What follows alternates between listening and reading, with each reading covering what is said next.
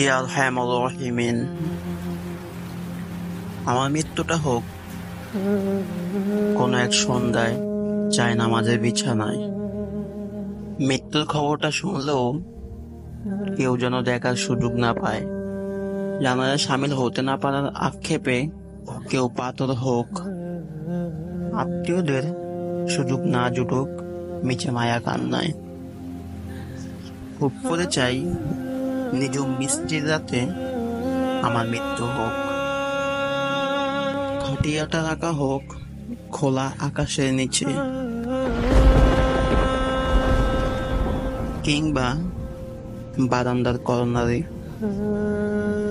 ঠান্ডা মৃত হাওয়ায় ছুঁয়ে যাক সাদা কাফনে মোড়ানো